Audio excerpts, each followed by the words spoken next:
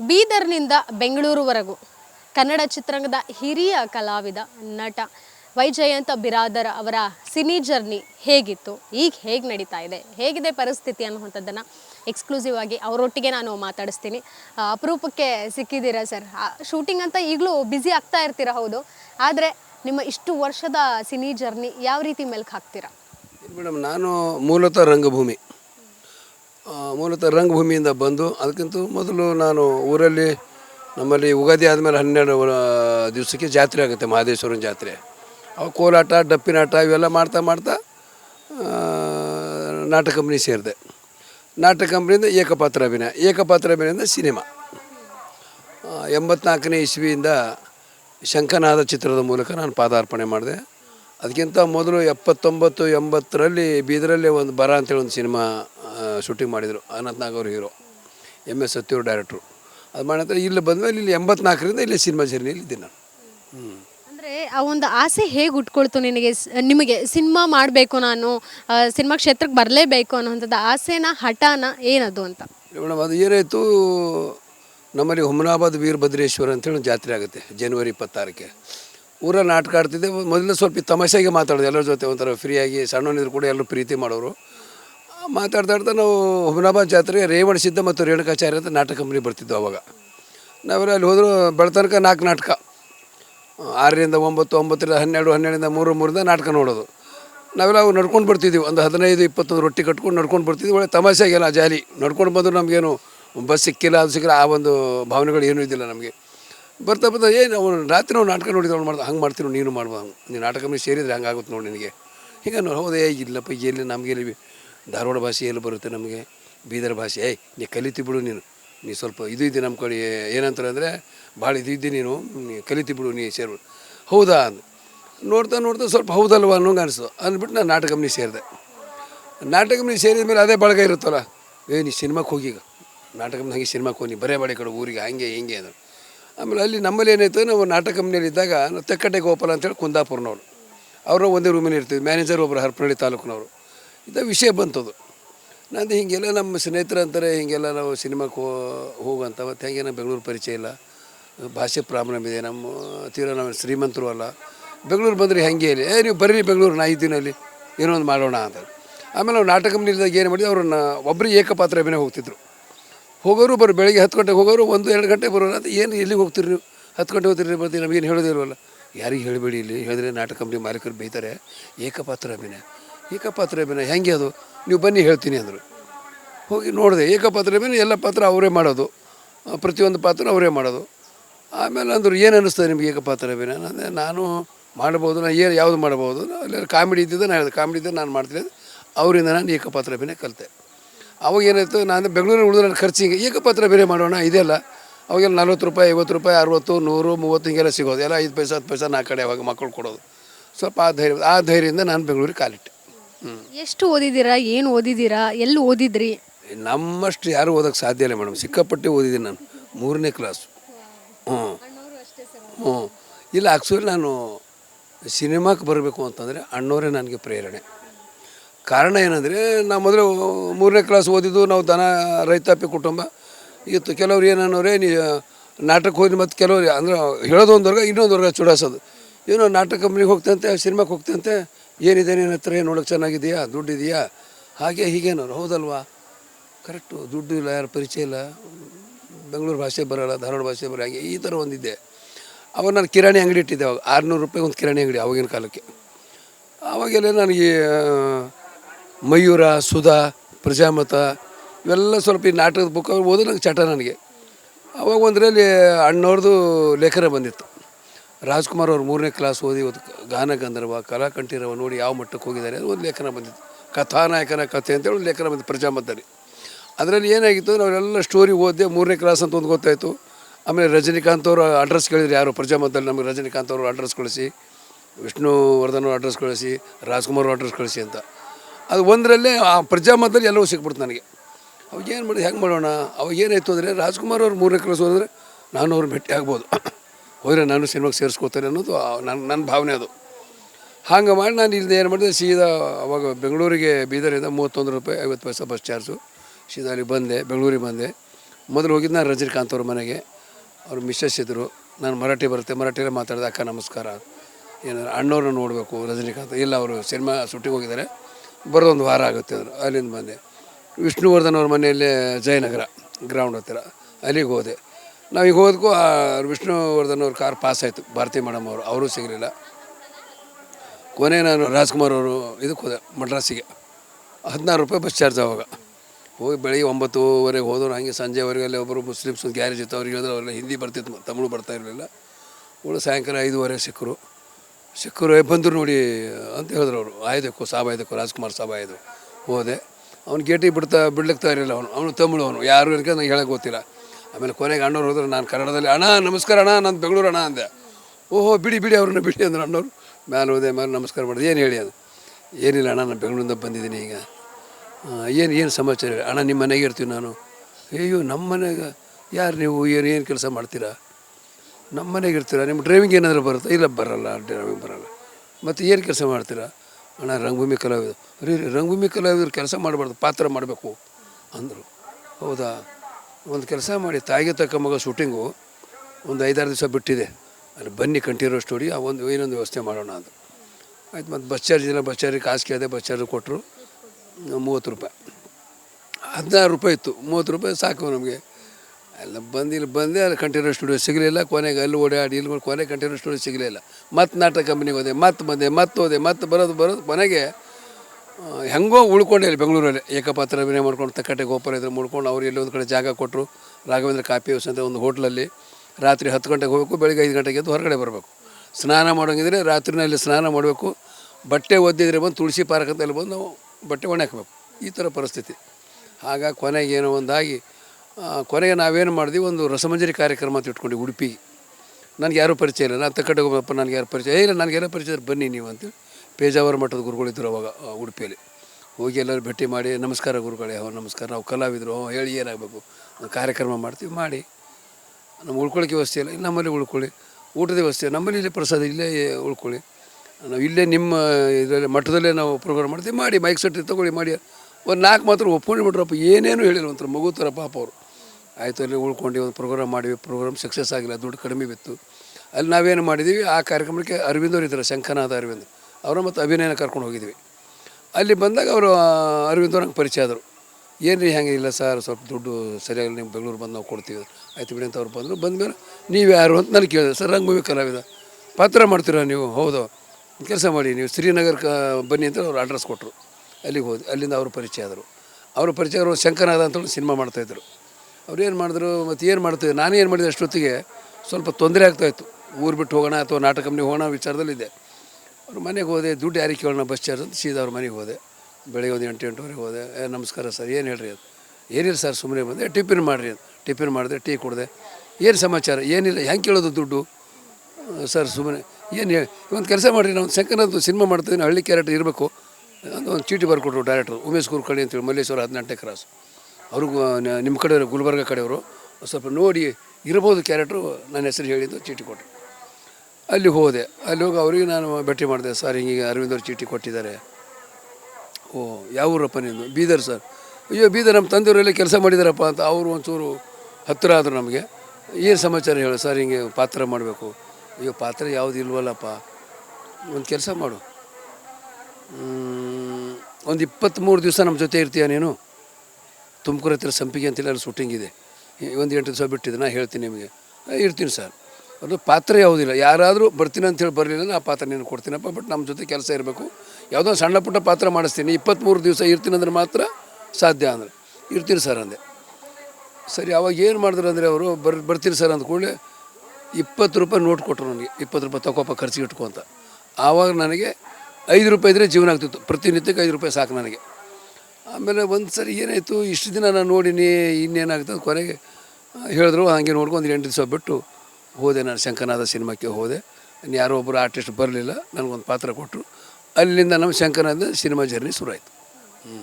ಯಾವತ್ತಾದರೂ ಅವಮಾನಗಳನ್ನು ಎದುರಿಸಿದ್ದೀರಾ? ಯಾಕಾದರೂ ಬಂದೆ ನಾನು ಈ ಇಂಡಸ್ಟ್ರಿಗೆ ಅನ್ನೋವಂಥದ್ದು ನೋವು ನಿಮಗೆ ಕಾಡಿತ್ತಾ? ಇಲ್ಲ, ಕಾಡಿದೆ ಮೇಡಮ್. ಯಾಕಂದರೆ ಏನಾಗುತ್ತೆ ಮೇಡಮ್, ಇಲ್ಲಿ ಒಂದು ಗಾದೆ ಇದೆ, ಅವಮಾನ ಅಪಮಾನ ಸನ್ಮಾನ. ಯಾವ ವ್ಯಕ್ತಿಗೂ ಯಾವ ವಿಭಾಗದಲ್ಲೂ ಅವಮಾನ ಅಪಮಾನ ಆಗಲಿ ಸನ್ಮಾನ ಆಗೋದೇ ಇಲ್ಲ. ಎಲ್ಲೋ ರೇ ಹೋಗಿ ಏನು ಕೆಲಸ ಬಿಡಿಸ್ತಾರೆ, ಓಡಿಸ್ತಾರೆ, ಇನ್ನು ಅವನು ಇವನು ಏನು ಬಂದ ಏನೇನೋ ಆಗ್ತದೆ. ಬಟ್ ಅದು ಆದಮೇಲೆ ಇದಾಗೋದು. ಹಾಗಾಗಿ ನಂಗೆ ಅನಿಸಿತ್ತು ಕೆಲವು ಸಲ ನಾನು ರಾಂಗ್ ಡಿಸಿಷನ್ ತೊಗೊಂಡ ಅಂತ ಅನಿಸಿತ್ತು. ಆಮೇಲೆ ಅದೇ ಏನೋ ಹಂಗೆ ಬಂದಿದ್ದಿಲ್ಲ, ಏನೋ ಒಂದು ಯಾಕೆ ಮನೆಗೆ ಹೋಗೋದು ಅಂತ ಮತ್ತು ಹಂಗೆ ಒಂದು ಧೈರ್ಯ ಗಟ್ಟು ಮಾಡಿ ಉಳಿದು ಹಿಂಗೆ ಜರ್ನಿ ನಡೀತಾ ಇದೆ. ಮುಸ್ತಫಾ ಒಂದು ಕ್ಯಾರೆಕ್ಟರ್ ಸಾಧು ಕೋಕಿಲ ಅವ್ರ ಜೊತೆ ನಿಮ್ಮ ಒಂದು ಡೈಲಾಗ್ ಕಾಂಬಿನೇಷನ್ ಇಬ್ಬತ್ತು ಈಗಲೂ ಸಹ ಜನ ನೆನೆಸ್ಕೊಳ್ತಾರೆ. ನಿಮ್ಮನ್ನೆಲ್ಲಾದರೂ ನೋಡ್ತಿದ್ರೆ ಆ ಕ್ಯಾರೆಕ್ಟರ್, ಆ ಪಾತ್ರ ಅವ್ರ ಮನಸ್ಸಲ್ಲಿ ಕಾಡುತ್ತೆ. ಸೊ ಅದ್ರ ಬಗ್ಗೆ ಮೇಡಮ್, ಅದು ಓ ಮಲ್ಲಿಗೆ ಸಿನಿಮಾ, ವಿ ಮನೋಹರ್ ಅವರು ನಿರ್ದೇಶಕರು. ಅಲ್ಲಿ ಮಾಡಿದಾಗ ಹಿಂಗೆ ಬಂದಾಗ ಅವರು ವಿ ಮನೋಹರ್ ನಮ್ಮ ಅರವಿಂದ್ ಅವ್ರ ಮೂಲಕನೇ ಪರಿಚಯ ಆಗಿದ್ದು. ಶಂಕರನಾಥ ಅರವಿಂದ್ ಅವರು ಅವರೆಲ್ಲ ಸ್ನೇಹಿತರು ಮೊದಲೇ ನನಗೆ ಮುಂಚೆ. ಅವರು ಸರಿ ಅಂದರು, ಬೇರೆಯವರು ಯಾವ ಸಿನಿಮಾ ಮಾಡ್ತಾರೆ ಅಂತ ಮಾಡಿಲ್ಲ, ನಂದು ಒಂದು ಪಾತ್ರ ಇದೆ, ಮಾಡಿ ಚೆನ್ನಾಗಿರುತ್ತೆ ಅಂದರು. ಆಯಿತು, ನಮ್ಮದು ಸಾಧು ಕೋಕಿಲ ಅವ್ರ ಕಾಂಬಿನೇಷನು ಆಯಿತು. ಬಟ್ ಅದು ಇಷ್ಟು ಫೇಮಸ್ ಆಗುತ್ತೆ ಅಂತ ನಮ್ಗೆ ಗೊತ್ತಿಲ್ಲ. ಏನೋ ಅವ್ರು ಹೇಳಿದ್ರು, ನಾವು ಮಾಡಿದ್ವಿ. ಬಟ್ ಅದು ಇಷ್ಟು ಫೇಮಸ್ ಅಂತ ನಮ್ಗೆ ಗೊತ್ತಿರಲಿಲ್ಲ. ಈಗ ಎಲ್ಲಿ ಹೋದರೂ ಕೂಡ ನೀವು ಅಂದಂಗೆ ಓ ಮಲ್ಲಿಗೆ ಮುಸ್ತಫಾ ನಮ್ಮ ಅಪ್ಪನ ಫೋಟೋ ಕೊಡು, ಅದು ಇವತ್ತಿಗೂ ಅದು ನಂಬರ್ 1 ಕಾಮಿಡಿ ಅದು. ಅತಿ ಹೆಚ್ಚು ಸಂಭಾವನೆ ನಿಮಗೆ ಯಾವ ಸಿನಿಮಾದಲ್ಲಿ ಸಿಕ್ಕಿದೆ? ಸಂಭಾವನೆ ಇಲ್ಲ ಮೇಡಮ್. ಇಲ್ಲಿ ಏನಾಗುತ್ತೆ ನಮಗೆ, ನಾನು ಮಾಡಿದ್ರೆ 1 ಸೀನು 2 ಸೀನು 3 ಸೀನು 4 ಸೀನು. ಅವಾಗ ಏನಿತ್ತು ಅಂದರೆ ಏನು ಕೊಡಿ ಸರ್ ಅಂತ ಹಂಗೆ ಮಾಡ್ತಿದ್ವಿ ನಾವು. ಅವಾಗ ಯಾಕಂದ್ರೆ ಏನಾಗ್ತಿತ್ತು, ನಮ್ಮ ಭಯ ಏನಂದರೆ ಊರು ಬಿಟ್ಟು ಬಂದಿದ್ದೀವಿ, ಸಿನಿಮಾದಾಗ ಮಾಡಬೇಕು ಅಂತ. ಎಲ್ಲಿ ನಾವು ಏನೋ ಪೇಮೆಂಟ್ ಹೆಚ್ಚಿಗೆ ಕೇಳಿದ್ರೆ ಆಯ್ತು ಬಿಡ್ರಿ, ಅದು ಇನ್ಯಾರಿಗಾರು ಕೊಟ್ಟರೆ ಹೇಗೆ, ಇವೆಲ್ಲ ಭಯ ನಮಗೆ. ಆಮೇಲೆ ಕೆಲವರು ಕಮ್ಮಿನೂ ಕೊಟ್ಟಿದ್ರೆ, ಕೆಲವು ಹೆಚ್ಚು, ಬಟ್ ಅದು ನಾವು ಲೆಕ್ಕಕ್ಕೆ ತೊಗೊಂಡಿಲ್ಲ. ಯಾಕೆ ನಾವು ನಮ್ಮ ಪಾತ್ರ ಬೇಕು, ದುಡ್ಡು ಕೊಡಲಿ ಬಿಡಲಿ, ಪಾತ್ರ ಮಾಡಬೇಕು, ಈ ಒಂದು ನಮ್ಮ ಭಾವನೆಗಳಿತ್ತು. ಹಾಗೆ ಅದ್ರ ಬಗ್ಗೆ ಹೆಚ್ಚಿಗೆ ನಾವೇನು ಇದು ಮಾಡಿಲ್ಲ. ಆಮೇಲೆ ಜೊತೆಗೆ ನಾಟಕ, ರಸಮಂಜರಿ, ಆರ್ಕೆಸ್ಟ್ರಾ, ಆಯಿತು ಗುರುರಾಜ್ ಹೊಸಕೋಟೆ ಟ್ರೂಪರಿ, ಜಾನಪದ ಸ್ವಲ್ಪ ಇತ್ತು ಬೇರೆ ಬೇರೆ ಕಡೆಯಿಂದ. ಅದು ಇದು ಎಲ್ಲ ಸೇರಿ ಏನೋ ಒಂದು ಖರ್ಚಿಗೇನು ತೊಂದರೆ ಆಗಲಿಲ್ಲ, ಏನು ಮಾಡ್ಕೊಂಡು ಬಂದೆ. ದುಡ್ಡು ಇಲ್ಲದೆ ಇರೋ ಸಂದರ್ಭದಲ್ಲಿ ಹೊಟ್ಟೆ ಹಸ್ಕೊಂಡು ಮಲಗಿದ್ದಿರ್ಬೋದು, ಅಥವಾ ಆ ಸಂದರ್ಭದಲ್ಲಿ ಯಾವ ರೀತಿ ಹೇಗೆ ನಿಮ್ಮ ಮನಸ್ಥಿತಿ ಇರ್ತಿತ್ತು? ಇಲ್ಲ ಮೇಡಮ್, ಇದು ನನಗೆ ಮೊದಲೇ ರಂಗಭೂಮಿಯಲ್ಲೇ ನಾನು ಗಟ್ಟಿಯಾಗಿಬಿಟ್ಟಿದ್ದೆ. ರಂಗಭೂಮಿಯಲ್ಲಿ ಏನಾಗುತ್ತೆ ಅಂದರೆ, ಕಲೆಕ್ಷನ್ ಕರೆಕ್ಟ್ ಆದರೆ ಸಂಬಳ ಬರುತ್ತೆ, ಇಲ್ಲ ಸಂಬಳ ಬರೋಲ್ಲ. ಅಲ್ಲಿ ಒಂದು ಏನಾಗುತ್ತೆ ರಂಗಭೂಮಿಯಲ್ಲಿ ಅಂದರೆ, ಬೆಳಗ್ಗೆ ನಾಷ್ಟ ಇರೋಲ್ಲ, ಮಧ್ಯಾಹ್ನ 1:30-2 ಗಂಟೆಗೆ ಊಟ, ಅದನ್ನು ಬಿಟ್ಟರೆ ರಾತ್ರಿ 10 ಗಂಟೆ. ರಾತ್ರಿ 10 ಗಂಟೆ ಊಟ ಮಾಡಂದರೆ ರಾತ್ರಿ ನಾಟಕ ಬಿಟ್ಟ ಮೇಲೆ 3 ಗಂಟೆ, ಈ ಥರ ಪದ್ಧತಿಯಲ್ಲಿ. ಆಯ್ತು, ನಾನು ಒಬ್ಬನೇ ಇದ್ದೆ, ನಾವು ಸಿಂಗಲ್ ಇದ್ದೆ ನಾನು. ಆವಾಗ ಅಲ್ಲಿ ಏನಾಗುತ್ತೆ ಅಂದರೆ, ಕೆಲವು ಸಾರಿ ಹೊಟ್ಟೆ ಹಸಿಯೋದು. ಬೆಳಗ್ಗೆ ನಾನು ವ್ಯಾಯಾಮ ಮಾಡ್ತೀನಿ, ಸ್ವಲ್ಪ ರಾತ್ರಿ 3 ಗಂಟೆ 10 ಗಂಟೆಗೆ ಮಾಡಿ ಹೊಟ್ಟೆ ಹಸಿಯೋದು. ಏನು ಮಾಡೋದು ಅಂತೇಳಿ ವಿಚಾರ ಮಾಡಿ ಏನು ಮಾಡೋದು, ಬೋರ್ಡಿ ಕಡೆ ಹೋಗ್ತಿದ್ದೆ ಕೆಲವು ಸರಿ. ನಮ್ಮ ಮ್ಯಾನೇಜರ್ ಇದ್ದರು ಮಂಜುಂಡಯ್ಯ ಸ್ವಾಮಿ ಅಂತೇಳಿ, ಅವ್ರು ಏನು ಮಾಡಿ ಬೋರ್ಡಿ ಕಡೆ ಹೋಗ್ಬಿಡ್ತಿದ್ದೆ. ಇದೇನು ಉಳಿದೇನು, ರಾತ್ರಿ ಅನ್ನ ರೊಟ್ಟಿ ಉಳಿದೇನು ಅಂತ ಹೋಗ್ತಿದ್ದೆ. ಕೆಲವು ಸರಿ ಸಿಗೋದು, ಅದನ್ನೇ ಬೆಳಿಗ್ಗೆ ನಾಷ್ಟ ಅಂತೇಳಿ ಅದನ್ನೇ ಮಾಡ್ತಿದ್ದೆ. ಇನ್ನು ಕೆಲವು ಸಾರಿ ಬರೀ ಸಾರು ಕುಡಿತಿದ್ದೆ, ಸಾರು ತುಂಬ ಚೆನ್ನಾಗಿ ಮಾಡೋರು, ಬರೀ ಸಾರು. ಇನ್ನು ಕೆಲವು ಸಾರಿ ರೊಟ್ಟಿ ಇರೋದು, ರೊಟ್ಟಿ ಅದು ಹೋಗೋದು. ಇನ್ನು ಕೆಲವು ಸರಿ ಅನ್ನ ಸಿಗೋದು, ಇನ್ನು ಕೆಲವು ಸರಿ ಏನೂ ಸಿಗ್ತಾ ಇರಲಿಲ್ಲ. ಅವಾಗ ಏನು ಮಾಡೋದು ಒಂದು ದಿವಸ ನಾನು ಹೋದಾಗ ಅಲ್ಲಿ ಏನೂ ಇರಲಿಲ್ಲ. ಆಮೇಲೆ ನಂದು ಏನು ರೀ 11 ಗಂಟೆಗೆ ಹೋಗಿದ್ದೆ. ಏನು ಮಾಡ್ತಾಯಿದ್ರಿ ಭಟ್ರೆ ಅಂತಂದರೆ, ಇಲ್ಲ ರೀ ಅನ್ನ ಜಾನ್ತಾ ಇದ್ದೀನಿ. ಹೌದಾ, ಅನ್ನ ಜಾನ್ತಾ ಇದ್ದೀರಾ ಅಂತ. ಆಮೇಲೆ ಒಂದು ಪಾತ್ರೆ ತೊಳೆದು ಕೊಡ್ರಿ ಅಂತ ಒಂದು ಪಾತ್ರೆ ತೊಳೆದು ಕೊಟ್ಟರು. ಅದು ಗಂಜಿ ಇರುತ್ತಲ್ಲ, ಅನ್ನದ ಗಂಜಿ. ನಾನು ಹೇಳಿದೆ ಅವ್ರಿಗೆ, ಗಂಜಿ ಹಾಕಿ ಒಂಚೂರು ಉಪ್ಪು ಕೊಡಿ ಅಂತೇಳಿ ಅದು ಕೊಡೋದು. ಅವ್ರು ಹೇಳಿಬಿಟ್ಟೆ, ನಿಮಗೆ ದಿನ 10 ಪೈಸೆ ಬೀಡಿ ತಂದು ಕೊಡ್ತೀನಿ, ನಾನು ದಿನ ಈ ಗಂಜಿ ಇಡಬೇಕು, ನಾ ಬರಲಿ ಬಿಡಲಿ ಮುಚ್ಚಿಡಬೇಕು ಅಂತ. ಅದು ಒಂದು ನಾಷ್ಟಕ್ಕೆ ಹೆಲ್ಪ್ ಆಯ್ತು ನಮಗೆ. ಹಾಗಾಗಿ ಇಲ್ಲಿ ಇದೆಲ್ಲ ಅನುಭವಿಸಿದನಲ್ಲ, ಇಲ್ಲಿ ನಂಗೆ ಅದು ಏನೂ ಅನಿಸ್ಲಿಲ್ಲ. ಒಟ್ಟು ಏನಂದರೆ, ಅದು ಒಂದೇನು ಐಡಿಯಾ ಇತ್ತು ನಮಗಂದರೆ, ಏನು ತಿಂದರೆ ಹೊಟ್ಟೆ ತುಂಬುತ್ತೆ, ಕಮ್ಮಿ ದುಡ್ಡಿಂದ ಯಾವುದಿದೆ. ನಾನು ಸುಮಾರು ಸಾರಿ ಸೌತೆಕಾಯಿ 10 ಪೈಸೆ ಕೊಡೋರು, ಅದಕ್ಕೆಲ್ಲ ಈ ಹಸಿ ಖಾರ ಜಾಸ್ತಿ ಹಚ್ಚಿ ಇನ್ನೂ ಹಚ್ಚಿ ಅಂತ ತಿಂದು ನೀರು ಕೊಡು ಹೊಟ್ಟೆ ತುಂಬಿಸ್ಕೊಂಡು ಬಿಡ್ತಿದ್ದೆ. ಇನ್ನೊಂದು ಸಾರಿ ಕೆಲವು ನಾವು ಹುಡುಗನವ್ರು, ಏನು ಸರ್ ಹಿಂಗೆ ಖಾರ ತಿನ್ನಬಾರ್ದು ಸರ್, ಏನು ಕೆಲಸ ಮಾಡ್ತೀರಾ? ನಾನು ನಾಟಕ ಕಂಪ್ನಿ ಕಲಾವಿದಪ್ಪ, ತಿನ್ನಬೇಡ ಸರ್, ಬೇಕಾದ್ರೆ ನಾನು ಒಂದು ಪೀಸ್ ಹೆಚ್ಚಿ ಕೊಡ್ತೀನಿ ಸರ್, ತಿನ್ನಬೇಡಿ ಅಂತ. ಅವನು ಮಂಡು ಇರ್ತವ್ರೆ ವಂಕಿಗಳು ಅವೆಲ್ಲ ಕಟ್ಟು ಮಾಡಿ ಸ್ವಲ್ಪ ಹೆಚ್ಚಿ ಕೊಡೋನು. ಹಾಗೆಲ್ಲ ನಮ್ಗೆ ಅದೇ ಆಲ್ರೆಡಿ ಕರಗತ್ತಾಗಿತ್ತು ನಮ್ಗದು. ಆಲ್ರೆಡಿ ನೋವು ಅನುಭವಿಸಿದ್ದು ಇದೆ, ಯಾವ ಲೆಕ್ಕದಲ್ಲಿದ್ದೆ ನಾನು. ಈಗ ವಯಸ್ಸೆಷ್ಟು ನಿಮಗೆ, ಆರೋಗ್ಯ ಹೇಗಿದೆ ಅಂತ? ವಯಸ್ಸೇನು ಭಾಳ ಕಮ್ಮಿ ಇದೆ, ಏನು ವಯಸ್ಸು ಅಂಥದ್ದು ಏನಾಗಿಲ್ಲ ಇನ್ನು, ಬರೀ 73 ಅಷ್ಟೇ. ಹೌದು. ಇಲ್ಲ ದೇವ್ರ ದಯದಿಂದ ಅದು ಒಂದು ನಮಗೆ ದೇವ್ರ ಆರೋಗ್ಯ ಕೊಟ್ಟಿದ್ದಾನೆ.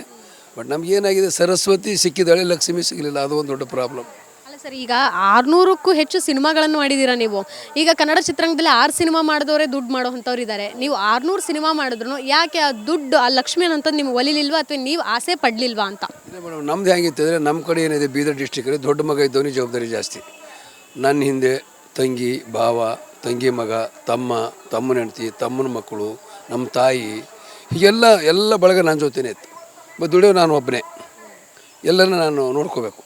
ಬಟ್ ನಾನು ಬಂದಿದೆ ದುಡ್ಡು, ಇಲ್ಲ ದುಡ್ಡು ಬಂದಿಲ್ಲ, ದುಡ್ಡು ಕೊಟ್ಟಿಲ್ಲ ಅಂತ ದುಡ್ಡು ಬಂದಿದೆ, ಬಟ್ ಉಳಿದಿಲ್ಲ. ಹೀಗೆ ಬರಬೇಕು, ಹೀಗೆ ಹೋಗಬೇಕು, ಹೀಗೆ ಬರಬೇಕು. ಎಲ್ಲವೂ 6-7 ಜನ ಮನೆಯಲ್ಲಿ ಇರ್ತಿದ್ರು, ಮನೆ ಬಾಡಿಗೆ ಕೊಡಬೇಕು, ಎಲ್ಲನ ಬಟ್ಟೆ ತರಬೇಕು ಅಥವಾ ಊರಿಗೆ ಹೋಗಬೇಕು, ಬರಬೇಕು, ಮನೆ ಬಾಡಿಗೆ ಅದು ಇದು ಇದಾಗೋದು. ಬಟ್ ಅದರಿಂದ ನನಗೆ ಯಾವುದು ಮಾಡೋಕ್ಕಾಗಲ್ಲ. ಈಗ ನನಗೆ 3 ಜನ ಮಕ್ಕಳಿದ್ದಾರೆ, ಎಲ್ಲ ಓದ್ತಾ ಇದ್ದಾರೆ, ಡಿಗ್ರಿ ಮಾಡ್ತಾಯಿದ್ದಾರೆ, ಅವ್ರ ಜವಾಬ್ದಾರಿ ಇದೆ, ಮನೆ ಬಾಡಿಗೆ ಇದೆ. ಮತ್ತು ಊರಿಗೆ ಹೋಗೋದು ಬರೋದು ಜಾಸ್ತಿ ಇದೆ, ನಮ್ಮ ಮನೆಗೆ ಹೋಗಿ ಬರೋ ನೆಂಟರುಗಳು ಜಾಸ್ತಿ. ನಮ್ಮ ಕಡೆ ಒಂದು ವಾಡಿಕೆ ಇದೆ, ಯಾರು ಹೆಣ್ಮಕ್ಳು ನಮ್ಮ ಮನೆ ಮಧ್ಯೆ ನಾವು ಸೀರೆ ತೆಕ್ಕೊಡ್ಬೇಕು. ನಾವು ಖಾಲಿ ಕಳ್ಸೋದು ಇವಾಗಲೂ ನಮ್ಮಲ್ಲಿ ಅದು ಪದ್ಧತಿ ಇದೆ. ನಮ್ಮಲ್ಲಿ ಯಾರು ನೆಂಟರೇ ಬರಲಿ, ನಮ್ಮ ಅಕ್ಕ ತಂಗಿರೇ ಬರಲಿ, ಚಿಕ್ಕಮ್ಮನ ಮಕ್ಕಳು ಯಾರು ಬಂದರೂ ನಾವು ಸೀರೆ ತೆಗೆದುಕೊಡ್ಬೇಕು. ನಮ್ಮ ಸಂಪ್ರದಾಯ ಇದೆ, ಅದೆಲ್ಲ ನಮ್ಮ ತಾಯಿ ಕೊಟ್ಟ ಒಂದು ಸಂಪ್ರದಾಯ. ಯಾರೇ ಮನೆಗೆ ಬಂದರು ಹಾಗೆ ಖಾಲಿಗಳು ಅಲ್ಲಿಂದ ಇಲ್ಲಿಗೆ ಬರ್ತಾರೆ, ಸಿನಿಮಾದ ಮಾಡಿದ್ದಾನೆ, ನಮ್ಮ ನೆಂಟು ಬಂದಾಗ ಒಂದು ಸೀರೆ ಕೊಡಿಸೋ ಮಗ, ಒಂದು ಒಳ್ಳೆ ಸೀರೆ. ಹೀಗಾಗಿ ಹೆಂಗೂ ನಡೀತಾ ಇದ್ದಾರೆ, ದೇವ್ರು ನಡೆಸ್ತಾ ಇದ್ದಾನೆ, ಕಡಿಮೆ ಅಂತೂ ಬಿದ್ದಿಲ್ಲ. ಒಂದು ಸಿನಿಮಾದ ಪೇಮೆಂಟ್ ಬಂತಂದರೆ ಖುಷಿ ಆಗುತ್ತೆ ಖಂಡಿತವಾಗ್ಲೂ. ಆದರೆ ಆ ದುಡ್ಡನ್ನು ಫಸ್ಟ್ ಎಲ್ಲಿಗೆ ಇನ್ವೆಸ್ಟ್ ಮಾಡ್ತೀರಾ ಅಂತ? ಮೇಡಮ್ ನನಗೇನಾಗುತ್ತೆ, ದುಡ್ಡು ಈ ಕಡೆ ಬರ್ತಾಯಿದೆ, ಈ ಕಡೆ ಏನೋ ರೆಡಿ ಇರುತ್ತೆ, ಅಥವಾ ಒಂದು ಯಾವ ನಮ್ಮ ಕೆಲಸ ಇಲ್ಲ, ಯಾರ್ದಾರು ತಂದಿರ್ತೀವಿ, ಏನು ಮಾಡಿರ್ತೀವಿ, ಅದನ್ನು ಮಾಡ್ತೀವಿ, ಹಂಗೆ ಇಟ್ಟು. ಮತ್ತು ನನ್ನ ಒಂದೇನಿದೆ ಅಂದರೆ, ನನ್ನ ಕೈಯಿಂದ ಒಂದು 10 ರೂಪಾಯಿ ಕೂಡ ವೇಸ್ಟ್ ಯಾವುದಕ್ಕೂ ಹೋಗಲ್ಲ. ಬಟ್ ನಾನು ಒಬ್ಬನ ಸಲುವಾಗಿ 10 ರೂಪಾಯಿನೂ ನನಗೆ ಬೇಕಾಗಿಲ್ಲ. ನನಗೇನೇ ಬೇಕಾದರೂ ಕೂಡ ನಾನು ಈ ಮನೆ ದಿನ ಯಾವಾಗ ಹಿಂಗೆ ದುಡ್ಡು ಬಂದಾಗ ನಮ್ಮ ಮಕ್ಕಳಿಗೆ ನಾನು 150, 200, 300 ತನಕ ನಾನು ಮನೆ ತೊಗೊಂಡು ಹೋಗ್ತೀನಿ. ಒಂದು ಹಣ್ಣಾಗ್ಬೋದು, ಬ್ರೆಡ್ ಆಗ್ಬೋದು, ಬಿಸ್ಕೆಟ್ ಆಗ್ಬೋದು ತೊಗೊಳೋದು. ಯಾಕಂದರೆ ನನಗೆ ಒಂದು ಯಾವ ಅಭ್ಯಾಸಗಳಿಲ್ಲ.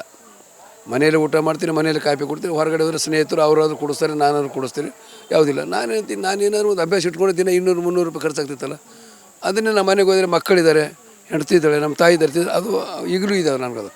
ನಾನು ಖುಷಿಯಿಂದ ತೊಗೊಂಡು ಹೋಗ್ತೀನಿ. ನಾನು ಅವ್ರಂತಾರೆ ಮನೆ ಬೈತಾರೆ, ಏನು ಡ್ಯಾಡಿ ಅಂತ ಹೇಳ್ತಾರೆ. ಇಲ್ಲಮ್ಮ, ತಿನ್ರಮ್ಮ ನೀವು, ಏನು ಡ್ಯಾಡಿ 500 ರೂಪಾಯಿ? ನಾನು ಹೌದಮ್ಮ ತಿನ್ರಮ್ಮ ಹೇಳಿದವ್ರಿಗೆ, ನೋಡಮ್ಮ ಏನಿಲ್ಲ, ಯಾವುದೋ ಖರ್ಚಿದ್ರೆ ನಾವು ತರೋಕ್ಕೂ ಆಗ್ತಿಲ್ಲ, ಏನು ಸಮಾಧಾನ ಮಾಡಿ ತರ್ತೀನಿ. ಈಗಲೂ ನಾನು ಬೆಂಗಳೂರಲ್ಲಿ ಸ್ವಂತ ಮನೆ ಏನಾದರೂ ಮಾಡ್ಕೊಂಡಿದ್ದೀರಾ? ಇಲ್ಲ, ಸ್ವಂತ ಮನೆ ಆಗಿಲ್ಲ ಮೇಡಮ್. ಇನ್ನೂ ಪ್ರಯತ್ನ ನಡೀತಾ ಇದೆ, ಇನ್ನೂ ಆಗಿಲ್ಲ, ನೋಡೋಣ, ಗೊತ್ತಿಲ್ಲ.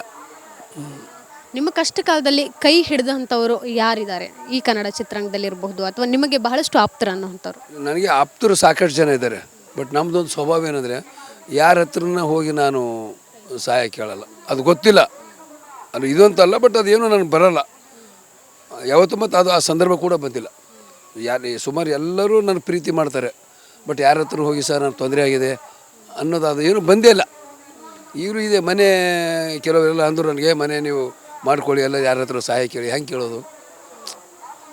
ಕೇಳೋದು ಏನು ಇವರು 500-600 ಸಿನಿಮಾ ಮಾಡಿ ಏನು ಮನೆ ಕಟ್ಟಲಂತ. ಇದು ಒಂದು ನನಗೊಂಥರ ಭಯ, ಏನು ಅಂದ್ಕೊಡ್ತಾರೋ. ಆಯಿತು, ಒಂದೇನಾಗುತ್ತೆ ಮೇಡಮ್, ನಾವು ಯಾರ್ದಾರ ಹತ್ರ ಹೋದರೆ ಸಹಾಯ ಆಗಬೇಕು. ಆಗಲಿಲ್ಲ ಅಂದರೆ ನನಗದು ಆಗಲ್ಲ. ಸುಮ್ಮನೆ ಇರ್ಬೋದಾಗಿತ್ತಲ್ಲ, ಯಾಕೆ ಕೇಳಿದೆ ಅನ್ನೋದು ಒಂಥರ ನನಗೆ ಸರಿ ಹೋಗಲ್ಲ.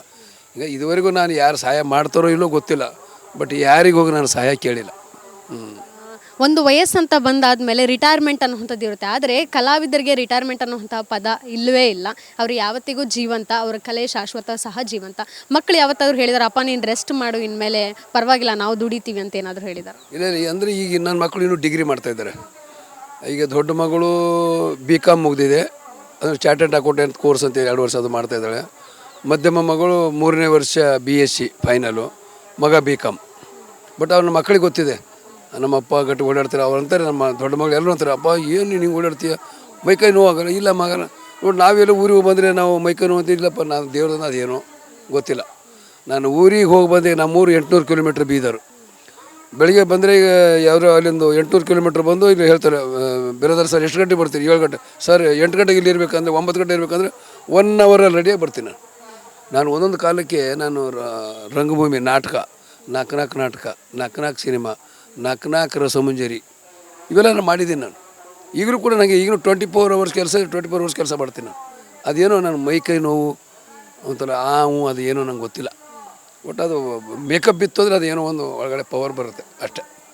ಸಿನಿಮಾ ಸೆಟ್ಟಲ್ಲಿ ಯಾವತ್ತಾದರೂ ನೋವಾಗಿದ್ದುಂಟಾ? ಕಣ್ಣೀರು ಹಾಕಿದ್ದೀರಾ? ಇಲ್ಲ ಮೇಡಮ್, ನನಗೆ ಒಂದೇನು ಯಾಕೆ ನಾನು ಕಣ್ಣೀರು ಹಾಕಲ್ಲ ಅಂದರೆ, ಸಿಕ್ಕಾಪಟ್ಟೆ ನೋವು ಅನುಭವಿಸ್ಬಿಟ್ಟಿದ್ದೀನಿ.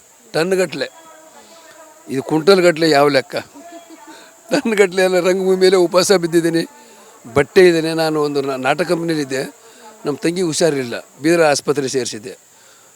ದುಡ್ಡು ಬರ್ತಿತ್ತು, ಬಟ್ ಅವಾಗ ಏನಂದರೆ ಸುಮಾರು ಒಂದು 3 ತಿಂಗಳು 4 ತಿಂಗಳ ಒಂದೇ ಶರ್ಟು, ರಾತ್ರಿ ಬಟ್ಟೆ ಒಗೆಯೋದು, ಒಂದೇ ಶರ್ಟು, ಒಂದೇ ಲುಂಗಿ.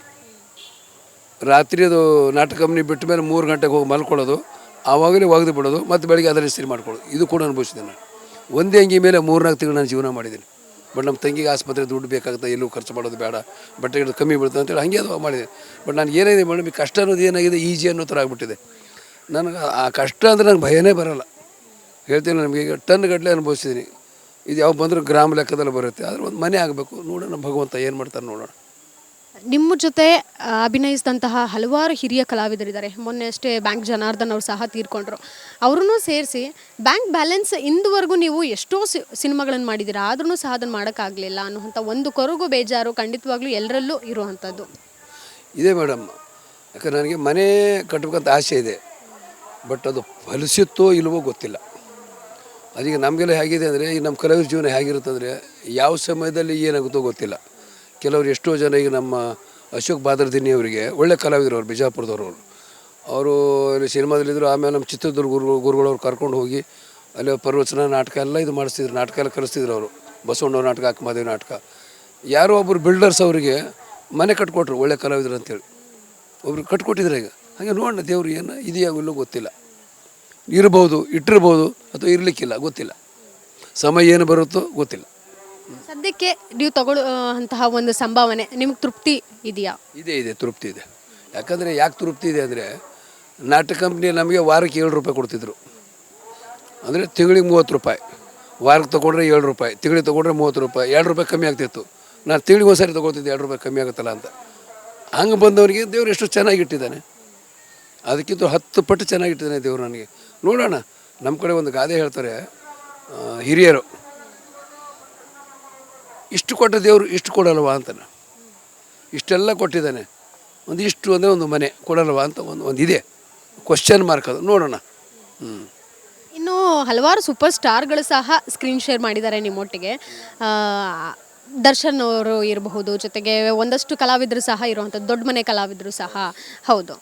ಒಬ್ಬೊಬ್ಬರಲ್ಲೂ ಒಂದೊಂದು ವಿಶೇಷತೆ ಇದೆ. ಅದರಲ್ಲೂ ದರ್ಶನ್ ಅವರು ಈಗಲೂ ಅಷ್ಟೇ ಸಣ್ಣ ಮಕ್ಕಳ ಅಭಿಮಾನಿಗಳು ನಿಮಗಿದ್ದಾರೆ. ನಿಮ್ಮನ್ನು ದರ್ಶನ್ ಅವ್ರ ಜೊತೆ ನಾನು ನೋಡಿದ್ದೀನಿ ಸಿನಿಮಾದಲ್ಲಿ ಅಂತ ಸಹ ಈಗ ಹೇಳಿದ್ರು ಒಂದು ಹುಡುಗ. ಇಲ್ಲ ಮೇಡಮ್, ಇನ್ನೊಂದು ದರ್ಶನ್ ಅವ್ರದ್ದು ನಾನು ಕಾಟೇರ ಮಾಡಿದೆ. ಬಟ್ ಭಾಳ ನನಗೆ ತುಂಬ ಖುಷಿ ಆಯಿತು ಅವ್ರ ಜೊತೆ ಮಾಡಿ. ನನಗೊಂದು ಸಾರಿ ಹುಬ್ಳಿಗೆ ಹೋಗಿದ್ದೀನಿ, ನಾವು ಒಂದು ಪ್ರೋಗ್ರಾಮ್. ಅದು ರಾಕ್ಲೇರ್ ಸರ್ ಹೇಳಿದ್ರು, ಅವರು ದರ್ಶನ್ ಸರ್ ಎಲ್ಲ ಬರಬೇಕಲ್ಲಿ ಪ್ರೋಗ್ರಾಮ್, ಎಲ್ಲ ಕಲಾವಿದರು ಹೋದಿವಿ. ನಾನು ಅಂದರೆ ನನ್ನ ಪಾಡಿ ನಾನು ಸುಮ್ಮನೆ ನಂದೇನು ಸ್ವಭಾವ ಅಂದರೆ, ವಯಸ್ಸು ಬೇರೆ, ಒಬ್ಬ ವ್ಯಕ್ತಿ ಹೀರೋ ಅಂದರೆ ಒಂದು ಇದ್ರ ಬೇರೆ ಇರುತ್ತೆ. ನಾನೇನು ಮಾಡಿ ಸುಮ್ಮನೆ ಮುಂದೆಲ್ಲ ಕ್ಯಾಮ್ರಾ ನೋಡ್ಕೊಂಡು ನಾನೇನು ಮಾಡಿ ಹಿಂದೆ ಕುರ್ಚಿ ಹಾಕ್ಕೊಂಡು ಕೂತ್ಕೊಳ್ತಾಯಿದ್ದೆ. ಅವರು ದರ್ಶನ್ ಸರ್ ನೋಡಿಬಿಟ್ಟು ಮುಂದೆ ಬಂದು ಅಲ್ಲೇ ಬನ್ನಿ ಇಲ್ಲಿ ಬನ್ನಿ ಅಂತೇಳಿ ಕೂರಿಸ್ಕೊಂಡ್ರು. ಆಮೇಲೆ ನಾನೊಂದು 90 ಬಿಡಿ ಮನಿ ನಡಿ ಅಂತ ಒಂದು ಹೀರೋಗಿ ಮಾಡಿದೆ ನಾನು 2 ವರ್ಷದ ಹಿಂದೆ. ನಾನು ಯಾರ ಕೈಲಿ ಅದನ್ನು ಮಾಡಿಸ್ಬೇಕು, ಯಾರು ಬರ್ತಾರೆ ಕಲಾವಿದರು, ನಮ್ಮ ಸಮಯಕ್ಕೆ ಯಾರು ಸಿಗ್ತಾರೆ ಅನ್ನೋಂಥ ಒಂದು ನನಗೊಂದು ಇದು ಇತ್ತು. ಕಾಟೇರದೊಂದು ಡೇಟ್ ಸಿಕ್ಕಿತ್ತು ನನಗೆ.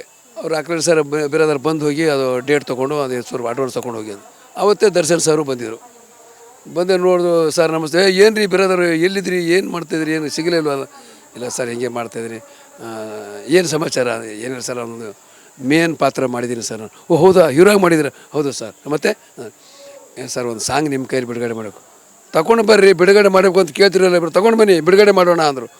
ಸರ್ ನಾನು ಕ್ಯಾಮ್ರಾ ತಂದಿಲ್ಲ ಸರ್, ಸುಮ್ಮನೆ ತಮ್ಮ ಕೇಳಿ ಹಂಗೆ ತರೋದು ಬೇಡ ಅಂತ. ನಾನು ಯಾವಾಗ ಬರ್ತೀರ ಸರ್? ನಾಳೆ ಅಂದರು. ಸರ್ ಎಷ್ಟು ಗಂಟೆಗೆ?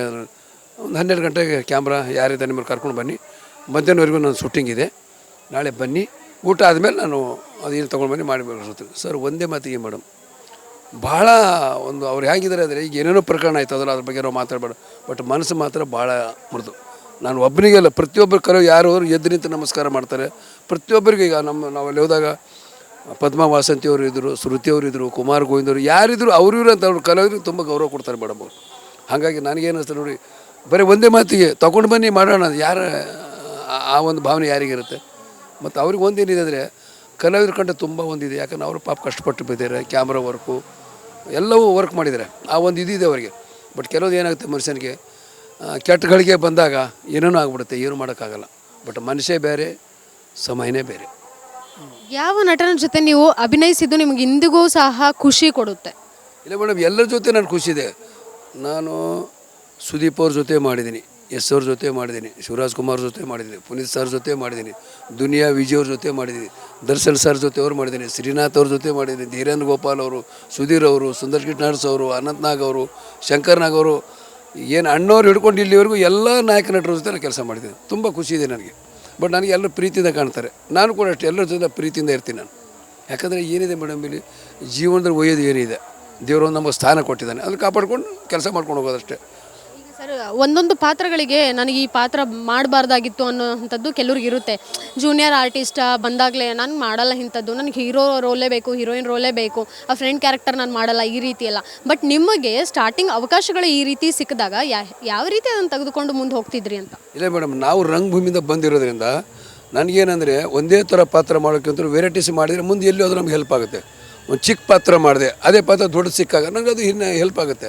ನಾನು ಇಲ್ಲೇ ಒಂದು ಸಾರಿ ಯಾರೋ ನಮ್ಮ ಮೀಡಿಯಾದವರು ವಾಹಿನಿದವ್ರು ಕೇಳಿದರು, ಏನು ಬೀರೋದವ್ರೆ ಸಾಕಷ್ಟು ನೀವು 40-50 ಸಿನಿಮಾ ಭಿಕ್ಷಕನ ಪಾತ್ರನೇ ಮಾಡಿದಿರಿ, ನೀವು ನಿಮ್ಗೇನು ಅನಿಸ್ಲಿಲ್ಲವಾ? ಇಲ್ಲ ಸರ್. ಯಾಕೆ ಸರ್, ಭಿಕ್ಷಕನ ಪಾತ್ರನೇ ನನಗೆ ಅಕ್ಷಯ ಪಾತ್ರೆ ಆಗಿದೆ. ಆ ಭಿಕ್ಷಕನ ಪಾತ್ರನಾದರೂ ನಾನು ಸಿನಿಮಾಕ್ಕೆ ಪರಿಚಯ ಆದೆ. ಬಟ್ ಯಾಕಂದ್ರೆ ಇವತ್ತು ನನ್ನ ಸಿನಿಮಾದ ಅದರಿಂದ ಮತ್ತು ಬೇರೆ ಬೇರೆ ಬೇರೆ ಥರ ಪಾತ್ರಗಳು ಬಂದು ಒಂದು ವೇಳೆ ಆ ಪಾತ್ರಕ್ಕೂ ನಾನು ಕರೆದಿದ್ದೆ, ನಾನು ಹೆಂಗೆ ಪರಿಚಯ ಆಗ್ತಿದ್ದೆ? ನಾನು ದೊಡ್ಡ ಶ್ರೀಮಂತ ಅಲ್ಲ, ಬೆಂಗಳೂರು ನನಗೆ ಯಾರೂ ಪರಿಚಯ ಇಲ್ಲ. ನಾನು ಅದನ್ನು ಹೇಳಿದೆ, ನನಗೆ ಈ ಭಿಕ್ಷಕನ ಪಾತ್ರ ನನಗೆ ಅಕ್ಷಯ ಪಾತ್ರೆ ಆಗಿದೆ. ಮತ್ತು ಅದರ ನಂತರ ನಮ್ಮ ಗಿರೀಶ್ ಕಾಸೋಳಿ ಸರ್ ಅವ್ರದ್ದು ಅದೇನೋ ನನ್ನೊಂದು ಸುದೈವ, ಕನಶಂಬ ಕುದುರೆನೇರಿ, ಉಮಾಶ್ರೀ ಮೇಡಮ್ ಅವ್ರ ಜೊತೆ ಆ ಒಂದು ಪಾತ್ರ ಮಾಡಿದೆ. ಅದು ದೊಡ್ಡ ಮಟ್ಟಕ್ಕೆ ಹೆಸರು ಕೊಡ್ತದು. ಅದು ರಾಷ್ಟ್ರ ಪ್ರಶಸ್ತಿಗೆ ಅಮಿತಾಬ್ ಬಚ್ಚನ್ ಅವರ ಸಿನಿಮಾ ಜೊತೆ ಅದು ನಿಂತ್ಕೊಳ್ತು.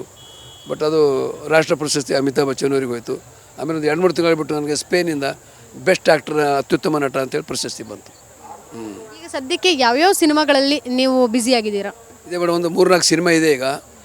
ಆಯಿತು, ಒಂದು 3-4 ಸಿನಿಮಾ ರೆಡಿ ಇದೆ ರಿಲೀಜಿಗೆ. ಬಟ್ ಅದಕ್ಕೆ ಈಗ ಒಂದು 2-3 ಸಿನಿಮಾಗೆ ದಾಡಿ ಬೇಕು ಅಂತ ಅದಕ್ಕೆ ದಾಡಿ ಬಿಟ್ಟಿದ್ದೀನಿ, ಪಾತ್ರ ಮಾಡ್ತಾಯಿದ್ದೀನಿ. ಬಿರಾದರ್ ಅವರ ಜೀವನ ಈಗ ತುಂಬ ಆರಾಮಾಗಿದೆಯಾ, ಅಥವಾ ಓಕೆ ನಾನು ನಡ್ಸ್ಕೊಂಡು ಹೋಗ್ತಿದ್ದೀನಿ ಅನ್ನೋ ಥರ? ಇಲ್ಲ ಮೇಡಮ್, ಆರಾಮಾಗಿ ನಡ್ಸ್ಕೊಂಡು ಹೋಗ್ತೀನಿ ನಾನು. ಯಾಕಂದರೆ ನಮಗದು ಆ ಸಂಸಾರ ಹೆಂಗೆ ತೊಗೊಂಡು ಹೋಗ್ಬೇಕು ಅನ್ನೋದು ಅದು ಗೊತ್ತಾಗ್ಬಿಟ್ಟಿದೆ. ನಮ್ಮ ತಾಯಿಯವರು ಭಾಳ ಬುದ್ಧಿವಂತೆ, ಅವರೆಲ್ಲ ಕೂತ್ಕೊಂಡು ರಾತ್ರಿ ಕೂತ್ಕೊಂಡು ಮಗನ ಹಿಂಗೆ ಮಾಡಬೇಕು, ದುಡ್ಡು ಹಾಳು ಮಾಡಬಾರ್ದು, ಸುಮ್ಮನೆ ಏನು ಲೆಕ್ಕಾಚಾರ ಇರಬೇಕು. ದುಡ್ಡು ಬಂದ ತಕ್ಷಣ ಮನೆಗೆ ಏನೇನು ಬೇಕೋ ಎಲ್ಲ ತಂದು ಒಂದೇ ಸರಿ ಇಟ್ಕೊಂಡು ಬಿಡಬೇಕು. ದುಡ್ಡು ಕಿಸ್ದಲ್ಲಿ ಇತ್ತಂದರೆ ಯಾರು ಕೇಳ್ತಾರೆ, ಕೊಡಬೇಕಾಗುತ್ತೆ, ಅಥವಾ ಏನೋ ಸುಮ್ಮನೆ ವೇಸ್ಟ್ ಖರ್ಚಾಗ್ಬೋದು ಅಂದರೆ ಫಸ್ಟ್ ನಾವು ದುಡ್ಡು ಬಂದರೆ ಮನೆಗೆ ಏನೇನು ಬೇಕೋ ಎಲ್ಲ ತಂದು ಇಟ್ಬಿಡ್ತೀನಿ. ನಾನು 10 ರೂಪಾಯಿ ಇರಲಿ ಬಿಡಲಿ, ಬಟ್ ಅದು ನಂಗೆ ಗೊತ್ತಿದೆ ಯಾವುದು ಎಷ್ಟು ಕಿಲೋ ತರಬೇಕು, ಯಾವ್ದು ಹೆಂಗೆ ತರಬೇಕು, ಎಷ್ಟಾಗಿದೆ ನನಗೆ ಲೆಕ್ಕಾಚಾರ ಇದೆ. ಯಾಕಂದರೆ ಕಿರಾಣಿ ಅಂಗಡಿ ಇಟ್ಟು ನಾನು ದಿನಸಿ ಅಂಗಡಿ ಲೆಕ್ಕಾಚಾರ, ಇಷ್ಟು ದುಡ್ಡಿದೆ, ಏನು ತರಬೇಕು, ಎಷ್ಟು ಕೆ ಜಿ ಅಕ್ಕಿ, ಎಷ್ಟು ಕೆ ಜಿ ಬೇಳೆ, ಎಷ್ಟು ಕೆ ಜಿ ಸಕ್ಕರೆ, ಎಲ್ಲವೂ ಅದು ಬ್ಯಾಲೆನ್ಸ್ ಮಾಡೋದು ನಂಗೆ ಅದು ಸಿಕ್ಬಿಟ್ಟಿದೆ ನನಗೆ. ಅಪ್ಪ ಅಮ್ಮ ಅವತ್ತೇನಾದರೂ ನಿಮಗೆ ಅಂದರೆ ಒಂದು ವಯಸ್ಸಿಗೆ ಬಂದಾದ್ಮೇಲೂ ಬೈತಿದ್ರ, ಹೊಡಿತಿದ್ರ, ಅಥವಾ ಯಾಕೆ ಸಿನಿಮಾ ಮಾಡ್ತೀಯ ನೀನು, ಬೇಡ ಸುಮ್ಮನೆ ಓದ್ಕೊಂಡು ಆರಾಮಾಗಿರ್ಬೋದು, ಬೇರೆ ಕೆಲಸ ಮಾಡ್ಬೋದು? ಇಲ್ಲ ಮೇಡಮ್, ಅದು ಏನಾಯಿತು ಅಂದರೆ ನನಗೆ ಓದಿದ್ದು 3ನೇ ಕ್ಲಾಸು. ಆಮೇಲೆ ಸಿನಿಮಾ ನಾಟಕ ಹೋಗ್ಬೇಕಾದ್ರೆ ನಮ್ಮ ತಾಯಿಯವರು ಬೇಡ ಅಂದರು. ಆಯಿತು, ನಮ್ಮ ತಾಯಿಯವ್ರನ್ನ ಯಾಕೆ ಬೇಡಮ್ಮ, ಬೇಡ ಮಗನೆಲ್ಲ ಪಾತ್ರ ಮಾಡೋರು ಹೆಣ್ಮಕ್ಳು ಇರ್ತಾರಂತೆ, ಸರಿಯಾಗಿರೋ ಚೆನ್ನಾಗಿರೋ. ಆಯ್ತು, ನಮ್ಮ ಹಳ್ಳಿಲೆಲ್ಲ ಗಂಡಸರೇ ಹೆಣ್ಣಿನ ಪಾತ್ರ ಮಾಡೋರು, ಅಲ್ಲಿ ನಾಟಕ ಕಂಪ್ನಿಲೆಲ್ಲ ಹೆಣ್ಮಕ್ಳೇ ಮಾಡ್ತಾರೆ ಅಂತ. ಅದು ಚೆನ್ನಾಗಿರೋ ಮಗನೇ ಬೇಡ, ಅವ್ರಿಗೇನು ಎಲ್ಲಿ ನನ್ನ ಮಗ ಕೆಡ್ತಾನೋ, ನಾಳೆ ಹೆಚ್ಚು ಕಡಿಮೆ ಇದೆ ಹೇಗೆ ಅನ್ನೋದು ಅವ್ರಿಗೆ ಒಂದು ಭಾವನೆಗಳು. ಆಮೇಲೆ ಅಂದಾಗ ನಾನು ಹೇಳಿದೆ, ಸುಮಾರು ನಮ್ಮ ತಾಯಿಯವ್ರದ್ದು ನಾನು ಹೋಗೋ ಮಗನೇ ಅಂತ ಅವರು ಹೇಳೋಕ್ಕೆ ನಾನು 1 ವರ್ಷ ಕಾದಿದ್ದೀನಿ. ಕೊನೆಗೆ ಯಾವತ್ತೋ ಒಂದು ದಿವಸ, ಆಯ್ತು ಮಗನೇ ಹೋಗು, ಮನೆಯಿಂದ ಹ್ಯಾಂಗೆ ಹೋಗೋದು ಅಲ್ಲೂ ಹಾಗೆ ಇರಬೇಕು, ನೀ ಏನಾದರೂ ಅಲ್ಲಿ ಹೋಗಿ ಹೆಣ್ಮಕ್ಳ ಜೊತೆ ಕೈ ಹಿಡಿದು ಪಾಠಗಳು ಮಾಡಿ, ಯಾವತ್ತೋ ಒಂದು ದಿವಸ ತಪ್ಪಿ ಗೊತ್ತಿಲ್ಲ ಇವಳೇ ನಾನು ಹೆಂಡತಿ ಅಂತ ಕರ್ಕೊಂಡು ಬಂದಿದ್ದೆ, ನಾನು ಹೆಣ ನೋಡಬೇಕು ಅದು ಮೇಡಮ್ ನನಗೆ ಅದು ಎಷ್ಟು ಹೆಲ್ಪ್ ಆಯಿತು ಅಂದರೆ, ಪ್ರತಿಯೊಂದು ಏನಾರು ಒಂದು ಬಂದರೆ ಅಯ್ಯೋ ನಮ್ಮ ತಾಯಿ ಹೇಳಿದ್ದಾರೆ. ಎಲ್ಲಾದರೂ ಪ್ರತಿಯೊಂದು ನಾವು ಚಟಕಲ್ಲಿ ಯಾರೋ ಒಂದು ಡ್ರಿಂಕ್ಸು ಮತ್ತೊಂದು ಕಲಿ, ಅಯ್ಯೋ ನಮ್ಮ ತಾಯಿ ಏನು ಮಗನೇ ನೀನು ಕುಡಿಯೋ ಕಲ್ತೀಯ ಅಂತೇಳಿ. ನಮ್ಮ ತಾಯಿಯವ್ರು ಭಾಳ ಸೂಕ್ಷ್ಮ. ಅವ್ರಿಗೇನಂದರೆ ನನ್ನ ಮಗ ಹಿಂಗೆ ಮಾಡ್ದಂತ ಅವ್ರು ಕಿವಿಗೆ ಬೀಳಬಾರ್ದು ಅಂಥ ಒಂದು ಅವರು ಕ್ಯಾರೆಕ್ಟರ್ಸ್ ಅವರು. ನನಗೆ ಗೊತ್ತಿತ್ತು ನಮ್ಮ ತಾಯಿ ಕ್ಯಾರೆಕ್ಟ್ರು ಏನು. ನಮ್ಮ ತಾಯಿ ಹೆಸರು ನಾವು ಏನಾಗ ನಿನ್ನ ಮಗ ಕುಡಿತಾನೆ, ನನ್ನ ಮಗ ಕುಡಿತಾನೆ ಅಂದರೆ ಆ ಥರ ನನಗದು ಅದು ಒಂದು ನುಡಿ ಕಟ್ಟಿಗೆ ಎಷ್ಟು ನನಗೆ ಹೆಲ್ಪ್ ಆಯಿತು ಜೀವನಕ್ಕೆ ಅಂದರೆ ಅಷ್ಟು ಒಳ್ಳೆ ಹೆಲ್ಪ್ ಆಯ್ತು ನನಗೆ. ಅದು ಒಂದು ಅವ್ರು ನುಡಿ ಹೇಳ್ದಿದ್ದರೆ ನಾನು ಏನಾಗ್ತಿದ್ದೀನೋ ಗೊತ್ತಿಲ್ಲ. ಬಟ್ ಅದೊಂದು ನುಡಿ ಹೆಂಗಂದರೆ ಈ ರೇಖೆ ಅಂತೀವಲ್ಲ ನಾವು, ಆ ರೇಖೆ ಅದನ್ನೇ ನಾನು ಕಾಪಾಡ್ಕೊಂಡು ಬಂದಿದೆ. ನಿಮ್ಮ ತಾಯಿ ಹಾಕಿದ್ದ ರೇಖೆ ಇವತ್ತು ನೀವು ಈ ಮಟ್ಟದಲ್ಲಿದ್ದೀರಾ. ನಿಮ್ಮ ಮಕ್ಕಳಿಗೆ ನೀವು ಯಾವ ರೇಖೆ ಹಾಕಿದ್ದೀರಾ? ಇಲ್ಲ, ನಾನು ನಮ್ಮ ಮಕ್ಕಳಿಗೂ ಹೇಳ್ತೀನಿ, ಕುಂತಾಗೆಲ್ಲ ನಾನು ಈ ಅಪ್ಪ ಹಿಂಗೆ ಜಬರ್ಸೋದು ಅವೆಲ್ಲ ಇಲ್ಲ. ನಾ ಕರೀದೆ, ಬನ್ನಿ ಮಗನೇ ಕೂತ್ಕೊಳ್ಳಿ, ಮಗನೇ ಹೆಂಗಿದೆಯಲ್ಲ ಇವತ್ತು ನೋಡಿ, ಮೊಬೈಲ್ ನೋಡಿದಲ್ಲ, ಮೊಬೈಲ್ ನೋಡಬಾರ್ದು.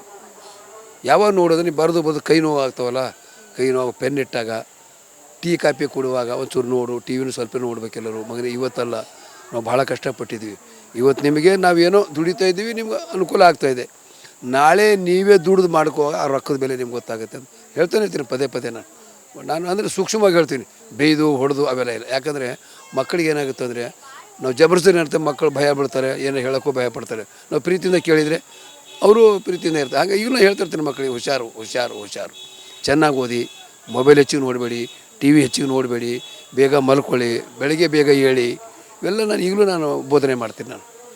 ಅಂದರೆ ಸರ್ ಈಗ ಕೊನೆಯದಾಗಿ ಏನಂದರೆ ದರ್ಶನ್ ಸರ್ ಯಾವಾಗಲೂ ಅಷ್ಟೇ ಏನಾದರೂ ಸಹಾಯ ಮಾಡಿದ್ರೆ ಯಾವತ್ತಿಗೂ ಹೇಳ್ಕೊಳಲ್ಲ, ಅಲ್ಲಿಗೆ ಬಿಟ್ಬಿಡಿ, ನಾನು ಅದ್ರ ಬಗ್ಗೆ ಮಾತಾಡೋಕ್ಕೆ ಇಷ್ಟಪಡಲ್ಲ ಅಂತ ಹೇಳ್ತಾರೆ. ಯಾಕಂದರೆ ಇನ್ನೊಬ್ರಿಗೆ ಅವಮಾನ ಮಾಡೋದು ನನಗೆ ಇಷ್ಟ ಇಲ್ಲ ಅಂತ.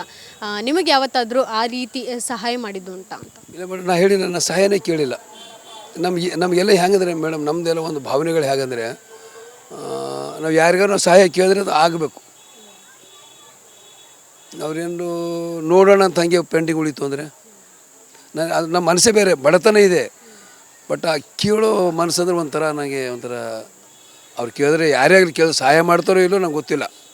ಬಟ್ ಕೇಳೋಕ್ಕೆ ಒಂಥರ ನಂಗೆ ಮುಜುಗರ ನನಗೆ ಅಷ್ಟೇ. ಅವ್ರು ಹೇಳ್ತಾರೆ, ಒಂದು ಇದರಲ್ಲಿ ಇದೆ, ಒಂದು ನಾಟಕದಲ್ಲಿ ಒಂದು ಹಾಡು, ಒಂದು ಡೈಲಾಗ್ ಇದೆ, ಹಂಗಿನ ಅರಮನೆಗಿಂತಲೂ ವಿಂಗಡದ ಗುಡಿಲೇಸು. ಆಯಿತು, ಒಂದೇನಾಯ್ತು ಮೇಡಮ್, ನಾವು ಯಾರಾದರೂ ಯಾರ ಹತ್ರ ನಾವು ಸಹಾಯ ಕೇಳೋಕೆ ಹೋದರೆ ನಮ್ಮ ಬಗ್ಗೆ ಅವ್ರಿಗೆ ಗೊತ್ತಿರಬೇಕು. ಹೌದು, ಕರೆಕ್ಟ್, ಬಿರಾದವರು ಭಾಳ ಕಷ್ಟದಲ್ಲಿದ್ದಾರೆ, ಮನೆ ಆಗಿಲ್ಲ, ಅದು ಅವ್ರಿಗೆ ಮೊದಲೇ ಗೊತ್ತಿರಬೇಕು.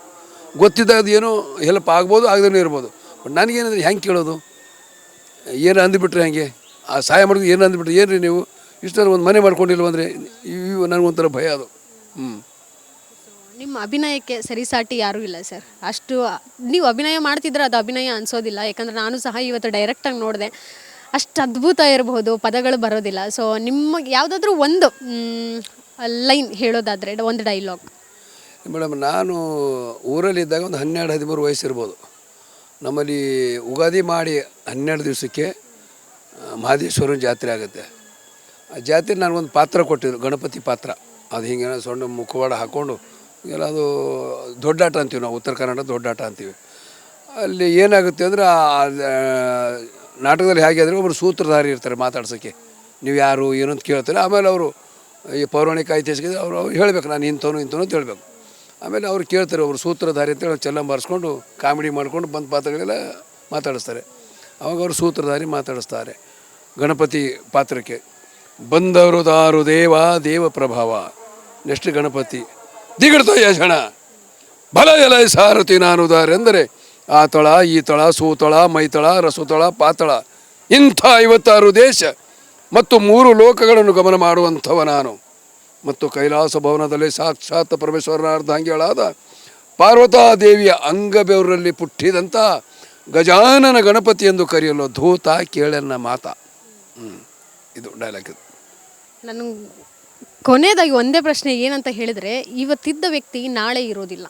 ನೀವು ನೋಡಿರ್ತೀರ, ಹೃದಯಘಾತ ಅಂತೆ, ಬೇರೆ ಬೇರೆ ಏನೇನೋ ಕಾಯಿಲೆಗಳು ಬಂದುಬಿಟ್ಟಿದ್ದಾವೆ. ಸೊ ಈ ಒಂದು ವಿಚಾರದಲ್ಲಿರಬಹುದು ಅಂತ್ಯ ಅನ್ನುವಂಥದ್ದು ನಿಮ್ಮ ಜೀವನದಲ್ಲಿ ಯಾವ ರೀತಿ ನೀವು ಅದನ್ನು ವಿಶ್ಲೇಷಿಸ್ತೀರಾ? ಮೇಡಮ್, ಇದು ಹೇಗಿದೆ, ಯಾವತ್ತು ಒಂದು ಮಗು ಹುಟ್ಟುತ್ತೆ, ಜನನ ಆ ದಿವಸದಲ್ಲೇ ಮರಣದ ಡೇಟು ಇರುತ್ತೆ. ಇದು ರಹಸ್ಯ. ಇದು ನಮ್ಮ ತಾಯಿರು ಹೇಳ್ತಿದ್ರು. ಹುಟ್ಟಿದಿನ ಪ್ರತಿಯೊಂದು ಮಗು ಹೆಣ್ಣಾಗ್ಬೋದು ಗಂಡಾಗ್ಬೋದು, ಹುಟ್ಟಿದಿನ 2 ಗೊಂಬೆ ಇರ್ತವಂತೆ, ಒಂದು ಎಡಗಡೆ ಒಂದು ಬಲಗಡೆ, ಒಂದು ಸಾಯಿಸೋ ಗೊಂಬೆ ಒಂದು ಉಳಿಸೋ ಗೊಂಬೆ. ಎಲ್ಲೋ ನಾವೇ ಕಾರ್ನಲ್ಲಿ ಹೋಗ್ತಾ ಇದ್ದೀವಿ, ಹೇಳ್ತಂತೆ, ಈಗ ನೋಡೀಗ ನಾನು ಆಕ್ಸಿಡೆಂಟ್ ಮಾಡಿಸ್ತೀನಿ ಮಾಡಿಸು, ಉಳ್ಸೋಕೆ ನಾನಿದ್ದೀನಿ. ಅದು ಆಕ್ಸಿಡೆಂಟ್ ಆಗ್ತದೆ ಮತ್ತು ಬರ್ತದೆ, ನೋಡಿದೆ ಹೆಂಗೆ ಅಂದರೆ ಹಿಂಗೇನಿದೆ, ಇದಿದೆ. ಒಂದೇನಾಗಿದೆ ಅಂದರೆ, ಇವತ್ತು ಹೃದಯಾಘಾತಗಳು ಜಾಸ್ತಿ ಯಾಕೆ ಆಗ್ತದೆ, ಕಾರಣವೂ ಇದೆ. ಅದಕ್ಕೆ ನಮ್ಮಲ್ಲಿ ಅತಿ ಆಸೆ ಜಾಸ್ತಿ ಆಗಿದೆ. ಯಾರೋ ನಮ್ಮ ಸ್ನೇಹಿತರು ಮನೆ ಕಟ್ಟಿದ್ರು, ನಾನು ಮನೆ ಕಟ್ಟಲಿಲ್ವಲ್ಲ, ಅವ್ರು ಕಾರ್ ತೊಗೊಂಡ್ರು, ನಾನು ಕಾರ್ ತೊಗೊಂಡಿಲ್ವಲ್ಲ, ಅವ್ರು ಬಂಗಾರ ತಂದರು, ನಾನು ತರಲಿ. ಇವೆಲ್ಲ ಏನಾಗುತ್ತೆ ಅಂದರೆ, ಪ್ರತಿಯೊಂದು ನಮ್ಮ ಜೀವನದಲ್ಲಿ ಹೇಗಿದೆ ಅಂದರೆ, ಹೆಣ್ಣು ಹೊನ್ನು ಮಣ್ಣು ಸುಲಭವಾಗಿ ಸಿಗೋದಲ್ಲ, ಲಭ್ಯ ಬೇಕು, ಹಣೆ ಬರೋನು ಬೇಕು. ಒಂದು ಏನಂದರೆ, ಬಂದಿದ್ರೆ ನಾವು ತೃಪ್ತಿ ಆಗೋದು ಕಲಿಬೇಕು ನಾವು. ಕೆಲವೊಂದು ಏನಾಗುತ್ತೆ, ಈಗ ಹೃದಯಘಾತ ಹೇಗಾಗುತ್ತೆ ಅಂದರೆ, ಅತಿ ಚಿಂತೆ ಮಾಡಿದ್ರೂ ಹೃದಯಘಾತ ಆಗುತ್ತೆ. ಪ್ರತಿಯೊಂದಕ್ಕೂ ನಾವು ಏನು ಮನೆ ಕಟ್ಟಲಾಗಿ ಅದೇನಾಗುತ್ತೆ, ಟೆನ್ಷನ್ ಆಗುತ್ತೆ, BP ಆಗುತ್ತೆ, ಶುಗರ್ ಆಗುತ್ತೆ, ಮತ್ತೊಂದು ಆಗುತ್ತೆ. ಅದ್ರಲ್ಲಿ ಏನಾಗುತ್ತೆ, ಬಾಡಿ ವೀಕ್ ಆಗುತ್ತೆ. ಆಯಿತು, ಅದು ಮಾಡಿದ್ರೆ ಊಟ ಸೇರಿ ನಿದ್ರೆ ಬರಲ್ಲ. ಇವೆಲ್ಲ ಒಂದಕ್ಕೊಂದು ಸಂಬಂಧಗಳಿದೆ. ಅದು ಒಂದೇನದು ಖಚಿತ ಏನಿದೆ ಅಂದರೆ, ಯಾವ ವ್ಯಕ್ತಿ ಎದರಲ್ಲಿ ಮರಣ ಹೊಂದಬೇಕು ಅದು ಮೊದಲೇ ಡೇಟ್ ಬಂದಿರುತ್ತೆ. ಆದರೂ ಕೂಡ ನಮ್ಮ ಕೈಯಲ್ಲಿದ್ದಾಗ ನಾವು ಯಾಕೆ ಕಾಪಾಡ್ಕೋಬೇಕು? ಈ ನಮ್ಮ ಆರೋಗ್ಯ ನಮ್ಗೆ ಕೊಟ್ಟಿದ್ದಾನೆ ದೇವರು, ಸಂಪತ್ತು ನಮ್ಮದಲ್ಲ. ಇದು ಆಸ್ತಿ ನಮ್ಮದು, ಆಸ್ತಿ ಅದು ಇನ್ನೊಬ್ರದ್ದು. ನಾವು ಮಾಡಿರ್ತೀವಿ, ಮುಂದೆ ಮಗನಿಗೆ ಹೋಗುತ್ತೆ, ಅದು ಬೇರೆ. ಇದು ನಾವು ಉಳಿಸ್ಕೋಬೇಕು. ಈಗ ನಮಗೊಂದು ದೇವರು ಬುದ್ಧಿ ಕೊಟ್ಟಿದ್ದಾನೆ. ಇದೇನು ಹೇಳ್ತಾರೆ ಅಂದರೆ 1,84,000 ಚಿಲ್ಲರೆ ಪ್ರಾಣಿಗಳಾದ ಮೇಲೆ ಮಾನವ ಜನ್ಮ ಬರುತ್ತೆ. ಮಾನವ ಜನ್ಮ ಶ್ರೇಷ್ಠ ಜನ್ಮ. ಯಾಕಂದರೆ ನೀವು ಮಾತು ಬರ್ತೀವಿ, ಎಲ್ಲೋ ಒಳ್ಳೇದು ಕೆಟ್ಟದ್ದು ಎಲ್ಲೋ ಗೊತ್ತಾಗುತ್ತೆ. ಅದನ್ನೆಲ್ಲ ಕಾಪಾಡ್ಕೊಂಡು ನೀವು ಕರೆಕ್ಟಾಗಿ ಮಾಡಿದರೆ ಏನು ಕಮ್ಮಿ ಬೀಳಲ್ಲ. ಬಟ್ ನಾವೇನು ಮಾಡಿ ಅತಿ ಆಸೆ ಮಾಡೋಕ್ಕೆ ಹೋಗಿ ಗತಿಗೇಡಾಗಿ BP ಬರುತ್ತೆ, ಶುಗರ್ ಬರುತ್ತೆ, ಅದಾಗುತ್ತೆ, ಇವೆಲ್ಲ ಬಾಡಿ ನಾವು ಏನಾಗುತ್ತೆ ವೀಕ್ ಆಗಿಬಿಡುತ್ತೆ. ಅದು ಕೂಡ ಇದೆ. ಮತ್ತು ಇದರಲ್ಲಿ ಇನ್ನೊಂದು ಏನಂದರೆ ನಾವು ಎಷ್ಟೇ ನಾವು ಮಾತಾಡಿದರೂ ಕೂಡ ಜನನ ಆ ದಿವಸ ಮರಣದ ಡೇಟ್ ಬರೆದಿರ್ತಾನೆ ದೇವರು. ಸಾವಿಗೆ ಭಯ ಪಡ್ತೀರಾ ನೀವು ಅಂತ? ಇಲ್ಲ, ಭಯಪಟ್ಟು ಎಲ್ಲಿ ಹೋಗ್ಬೇಕು? ಭಯಪಟ್ಟು ಹೋಗೋದು ಎಲ್ಲಿದೆ ಹೇಳಿ? ಹೆಂಗೆ ಭಯ? ಏನಾದರೂ ಇವತ್ತು ಆಗ್ಬಿಟ್ರೆ ನಾಳೆ ನನ್ನ ಮಕ್ಕಳು ಹೆಂಡತಿ ಗತಿ ಏನು ಅನ್ನೋಂಥದ್ದು ಒಂದು ಯೋಚನೆ ಪ್ರತಿಯೊಬ್ಬ ಮನುಷ್ಯನಿಗೆ ಇದ್ದೇ ಇರುತ್ತೆ. ಬಟ್ ಭಯಪಟ್ಟರು ಹೋಗಬೇಕು ಎಲ್ಲಿ ಹೋಗಬೇಕು? ಭಯ ಪ್ರತಿಯೊಬ್ಬರು ಸಾಯಬಾರ್ದು ಅಂತಾರೆ. ಭಯಪಟ್ಟು ಓಡೋದೆಲ್ಲಿ? ಎಲ್ಲಿ ಹೋದರೂ ಬಿಡಲ್ಲ. ಅದು ಒಂದು ರಾಜನ ಕಥೆ ಇದೆ. ಎಲ್ಲೋ ಒಂದು ಕಡೆ ಜ್ಯೋತಿಷ್ಯ ಬಂದು ರಾಜ ಏನು ಮಾಡ್ದ, ನನ್ನ ಮಗಳ ಭವಿಷ್ಯ ಹೇಗಿದೆ ನೋಡು. ಅವ ಹೇಳ್ದ, ನಿನ್ನ ಮಗಳು ಹಾವು ಕಚ್ಚಿ ಸಾಯ್ತಾಳೆ. ಅದು ನನ್ನ ಮಗಳು ಹಾವು ಕಚ್ಚಿ ಸಾಯ್ತಾಳೆ. ಅದು ಹೆಂಗೆ ಸಾಯ್ತಾಳೆ? ಒಂದು ಪಿಂಜರಿ ಕಟ್ಟನ್ನು ಮಾಡಿ 4 ಮಂದಿ ಕಾವಲು, ಅದು ಇದು ಏನೋ ಮಾಡಿ, ಒಂದು ಇಲಿ ಬರಬಾರ್ದು, ಸೊಳ್ಳೆ ಬರಬಾರ್ದು, ಏನೋ ಮಾಡಿ ಒಂದು ಕಾವಲು ಇಟ್ಬಿಟ್ರು. ಡೇಟ್ ಬಂತು ಅವತ್ತು. ಅದು ನಾಗರಾವಂಥದ್ದು ಏನಿದು ಹಿಂಗೆ ಕಾವಲು ಇಟ್ಟಿದ್ರೆ ಏನು ಮಾಡೋದು? ಇದಕ್ಕೆ ಹೆಂಗೆ ಹೋಗಬೇಕು? ನಾವು ನಮ್ಮಿಂದನೇ ಸಾಯ್ಬೇಕದು. ಇದನ್ನೇ ಇದೆ, ಲಿಖಿತ ಇದೆ, ಹೆಂಗೆ ಅದು. ಸರಿ ಆಯಿತು. ಏನಾಯಿತು, ಒಬ್ಬಳು ಹೆಣ್ಮಗಳು ಬಾರೆಹಣ್ಣು ಅಂತೇಳಿ ಬುಟ್ಟಿಟ್ಕೊಂಡು ಬರ್ತಾಯಿದ್ದಳು. ಅವಕ್ಕೆ ಬಾರೆಹಣ್ಣು ಅಂದರೆ ಇಷ್ಟ ಮಗಳಿಗೆ. ಅಪ್ಪ ಬಾರೆಹಣ್ಣು ಬಂದಿದೆ, ಬಾರೆಹಣ್ಣು ಇಸ್ಕೊಡಪ್ಪ ಅಂತ. ಸರಿ ನೋಡಪ್ಪ, ನನ್ನ ಮಗಳು ಬಾರೆಹಣ್ಣು ಕೇಳ್ತಾಳೆ ನೋಡು ಅಂತಂದು. ಅದು ಬಾರೆಹಣ್ಣು ಬುಟ್ಟಿ ಅವಳು ಕೆಳಗೆ ಇಳಿಸಿದಳು. ನಾಗರಹಾವು ಹುಳ ಆಗಿ ಬಾರೆಹಣ್ಣಿನಲ್ಲಿ ಸೇರ್ಕೊಂಡ್ಬಿಡ್ತು. ಬಾರೆಹಣ್ಣು ಸೇರ್ಕೊಂಡ್ಬಿಡ್ತು. ಅದು ಬೇಷ ಬದಲು ಹೋಗ್ಬಿಡ್ತು. ಫೋನ್ ಕೊಟ್ಟರೆ, ಪಣೆ ತುಂಬ ಚೆನ್ನಾಗಿದೆ ಅಪ್ಪ, ತುಂಬ ಚೆನ್ನಾಗಿದೆ. ಬಾರೆಹಣ್ಣು ತಿಂದಳು. ಒಳಗಡೆ ಚಿಕ್ಕ ಹುಳ ಇತ್ತು. ಒಳಗೆ ಹೋದ ಮೇಲೆ ಹಾವಿನ ಕಚ್ಚಿ ವಿಷ ಏರಿ ಸತ್ತೋಗ್ಬಿಟ್ಟು. ಇದು ಜೀವನ. ಎರಡೂ ಇದೆ. ಒಂದು, ನಾವು ಆರೋಗ್ಯ ಕಾಪಾಡ್ಕೋಬೇಕು. ಒಂದು ವೇಳೆ ನಮ್ಮ ಮರಣದಲ್ಲಿತ್ತು, ನಾವು ಏನು ಕಾಪಾಡ್ಕೊಂಡು ಉಳಿಯಲ್ಲ. ಬಟ್ ಏನಂದರೆ ಆದಷ್ಟು ಮಟ್ಟಿಗೆ ಇದನ್ನು ನಾವು ಕಾಪಾಡಿಕೊಳ್ಳೋ ಪ್ರಯತ್ನ ಮಾಡಬೇಕು. ಧನ್ಯವಾದಗಳು ಸರ್. ಬಹಳಷ್ಟು ತಿಳ್ಕೊಂಡೆ. ನಿಮ್ಮ ನಿಜ ಜೀವನದಲ್ಲಿ ನಡೆದಂತಹ ಘಟನೆಗಳಿರಬಹುದು, ಆ ಅನುಭವ ಇರಬಹುದು, ನೀವು ಅನುಭವಿಸ್ತೀರಾ, ಅದನ್ನು ನಾವು ಕಲ್ತ್ಕೋಬೇಕಾಗುತ್ತೆ. ಧನ್ಯವಾದಗಳು sir. Okay, thank you. So ಇದೆಷ್ಟು ನಮ್ಮ ಕನ್ನಡ ಚಿತ್ರರಂಗದ ಹಿರಿಯ ನಟ ಬಿರಾದರ್ ಅವರ ಮಾತಾಗಿತ್ತು. ಕ್ಯಾಮ್ರಾ ಪರ್ಸನ್ ಪೃಥ್ವಿ ಜೊತೆಗೆ Keerthi Pachal, Guarantee News, Bengaluru. Guarantee News, ಸುದ್ದಿ ಖಚಿತ, ನ್ಯಾಯ ನಿಶ್ಚಿತ.